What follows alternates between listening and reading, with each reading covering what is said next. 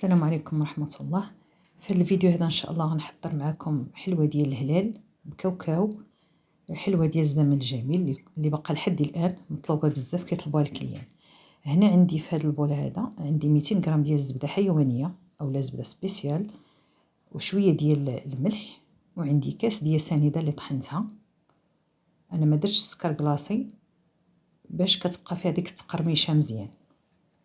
وعندي هنا شويه ديال القرفه، اللي بغى يضيف القرنفل يضيف واحد 2 حبات يسحقهم مزيان، اللي ما بغاش بلاش. عندي كاس ديال الزيت، المهم اللي عنده بحال هاد الزليفات يعبرها بحالها وهي تكون ديال الزبده، يعني 200 غرام الزبده كتجي في ديك الزليفه. صافي كنضيف هذاك الزيت.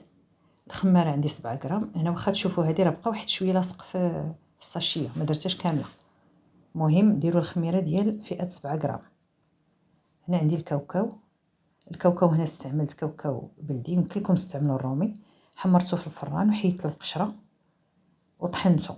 ما طحنوش تيولي بخانيني لان غيطلق لكم الزيت بزاف، يعني فقط غير يتطحن ويبقى شي شويه حريرش.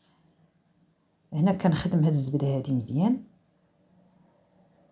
هنا ما كنضيفوش الفاني، ما كيجيش مع الكاوكاو صراحه، يعني من الاحسن لان الكاوكاو هو مجهد. صافي كنخلط مزيان بالميكسور اولا باليد اولا الهاشواغ، لان الزبده دابا كتكون بارده.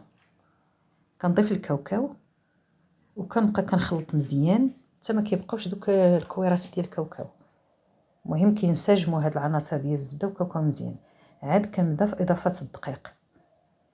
المهم الطحين كنضيفو على حسب الخليط، يعني المارغرين كتختلف، يعني الاستيعاب ديال الدقيق تيختلف من المارغرين للزبده الحيوانيه، ماشي بحال لان المارغرين كنستعملوا الزيت قليل، وهنايا الزبده الحيوانيه استعملت معنا كاس. فهمتي، المارغرين ما تكثروش فيها الزيت. صافي كنبقى كنخلط مزيان حتى كينسجموا هاد العناصر وكنتحصلوا على واحد العجين يكون رطب وفي نفس الوقت هنا كندير واحد الكويرات بحجم 16 غرام تقريبا، وكنشكلها على شكل هلال بهذا الشكل هذا. صافي المهم ما تكونش العجين كتلتصق في اليدين. من بعد كنستف في اللاطه متباعدين لان فيها الخميره كتزاد الحجم ديالها. صافي ممكن تجربوا وحيده الا خفتوا لا تجيكم يعني كبيره بزاف تنفخ بزاف، جربوا وحده في الفران. ولكن الا مشيتوا بهذا القياس هذا ما تخافوش، غادي يجي الشكل ديالها هو هذاك.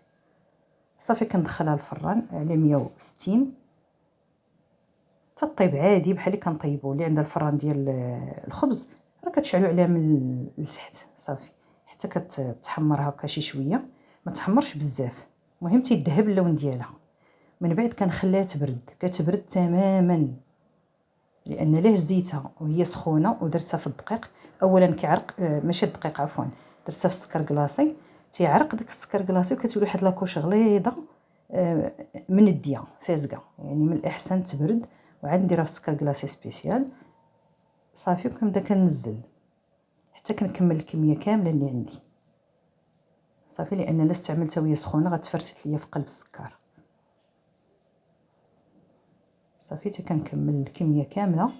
صافي كنديرها في واحد اللاطه كتكون محكمه الاغلاق ما يدخلهاش الهواء، كنحتفظ فيها بمكان. هذه راه باقا مطلوبه، هذه الحلوه هذه كتجي هشيشه ولذيذه، خصوصا اللي استعملتو الزبده الحيوانيه. يعني هذه باش كنا كنخدموها منين كنا صغار، ما كانش ديك الساعه المارغرين، فقط كنخدموا غير هاد الزبده. كنتمنى من الله تعجبكم الوصفه. هنا غادي نجرب معكم واحد الوحيده تشوفوا درجه الهشاشه اللي فيها. ما كتجيش هشيشه انها، المهم هشيشه وكتقرمل، يعني مقرمشه في نفس الوقت، لان هذا كاوكاو كيكون باقي فيه داك الحبيبات وكتجي مهويه من الداخل ماشي مدقصه. كنتمنى من الله تعجبكم والى اللقاء ان شاء الله.